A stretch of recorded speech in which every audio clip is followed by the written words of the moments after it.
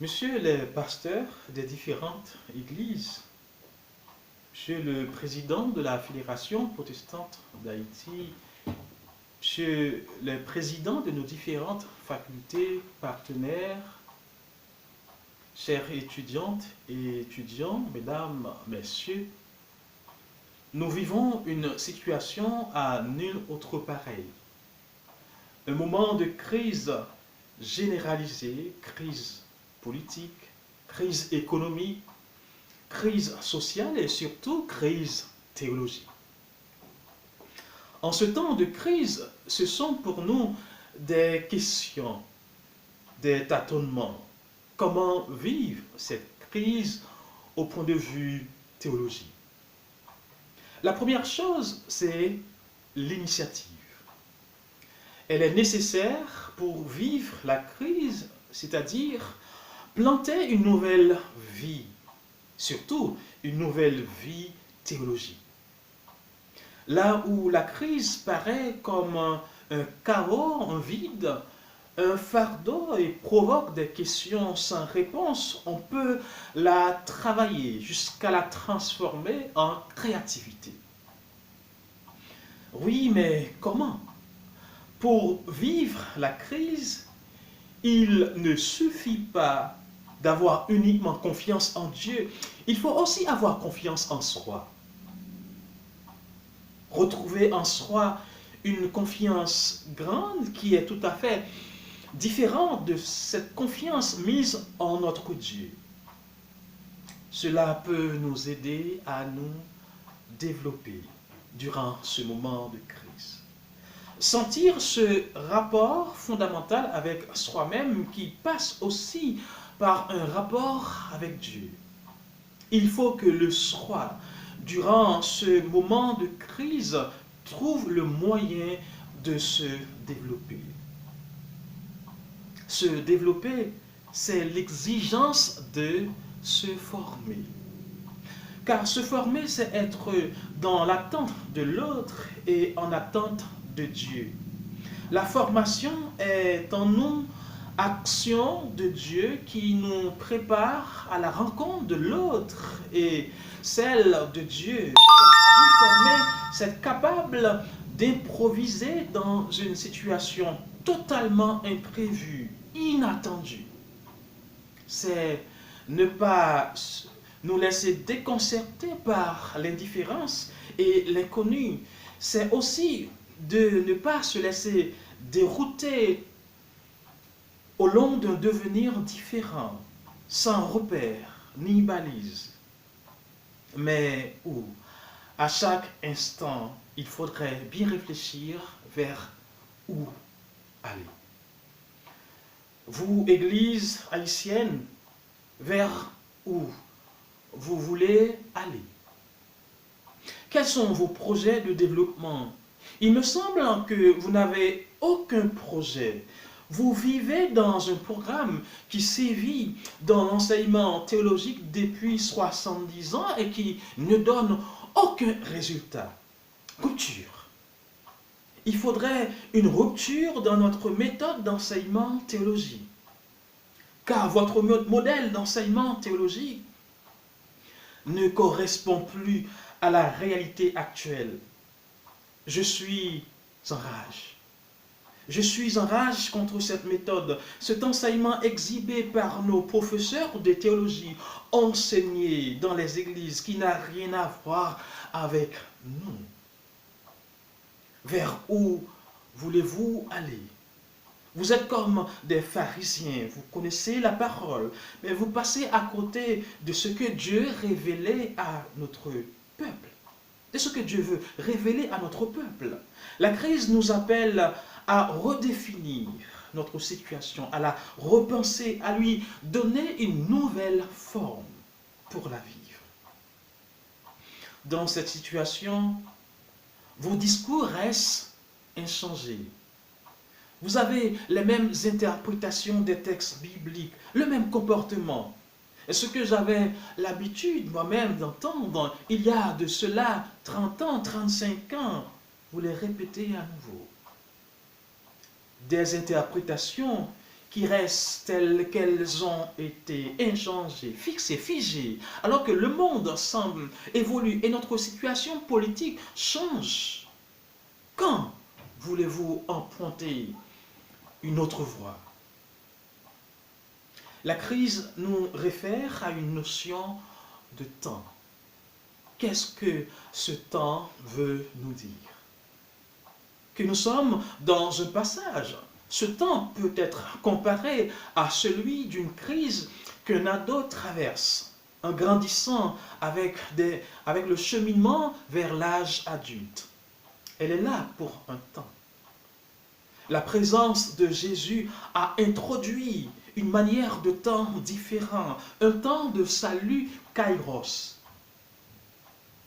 Le kairos est la durée d'une maladie, la durée d'un trouble politique, économique et social, celle d'un système de gang qui perdure.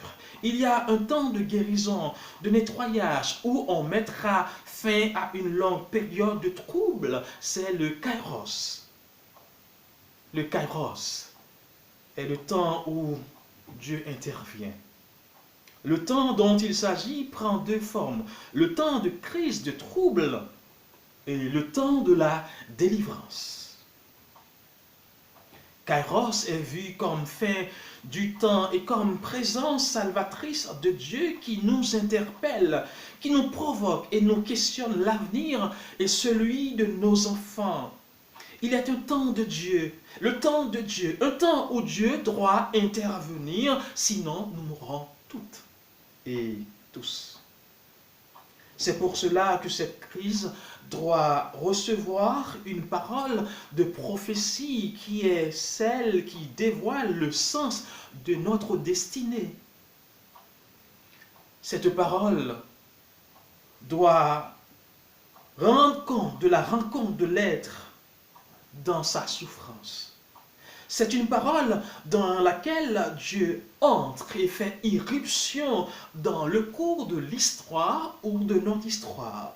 Et c'est la fin d'une époque, le chaos qui ébranle le monde de notre vie. Les kairos de Dieu le transforment en un renouveau, un commencement. Le kairos, c'est Dieu qui parle, qui agit à un moment critique de notre histoire. Le propos sera donc ici théologique et s'en tiendra donc au plan d'une dimension théologale. Comment fait-on parler de théologie ou de nouvelle théologie? Comment fait-on parler de nouvelles paroles ou de Dieu? Cette parole dont il est question ici devient pour la foi et pour la théologie une invitation pressante à renouveler une façon d'exister. Elle doit être un commencement, un nouveau commencement de Dieu, une espérance donnée au cœur du désespoir, une parole de sens et de jugement. Elle est parole de Dieu parce qu'elle est le réel de Dieu, transcendant au réel d'ici et maintenant, et devient une rencontre qui libère la vérité, qui l'oriente vers le sens. Trop de choses ne font pas sens dans notre théologie. Trop de choses dégradent notre théologie, du moins notre Église. Toute parole de foi, toute théologie est vérifiée et reçoit donc sa crédibilité par le fait qu'elle est un facteur de changement de l'esprit. Nos séminaires traditionnels sont les hauts lieux théologiques, là où la parole est enseignée. Pourquoi ne parle-t-on pas d'histoire de l'esclavage, de libération de peuple, de salut de société au lieu de salut personnel? Votre prédication est nulle si elle ne me parle pas de mon histoire. C'est ce qui fait sens pour moi et qui a un sens pour mon âme dès lors que vous me parlez de mon histoire, ce que mes parents ont vécu dans les cales du bateau en route vers Haïti.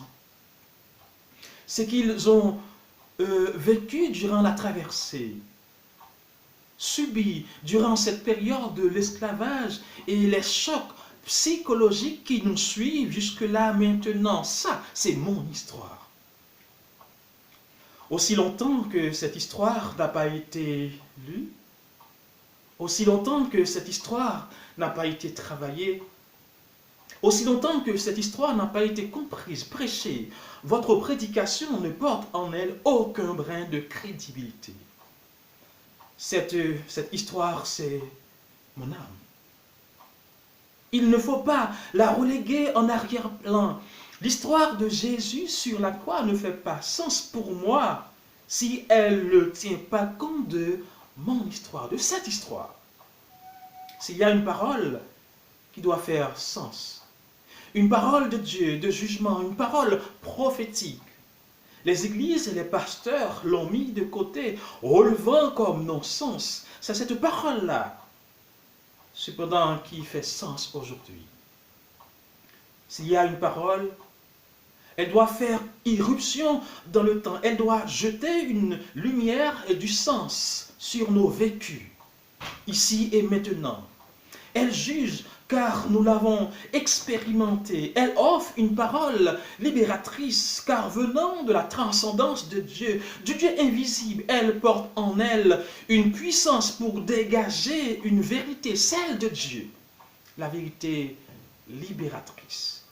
La vérité de Dieu dans mon histoire. L'esclavage, ce malheur qui nous est tombé dessus, qui nous met dans ce cycle infernal, cause de notre jalousie, notre égoïsme, notre incapacité de vivre ensemble, de coopérer comme sœurs et frères et de se diriger. L'esclavage nous rend malades.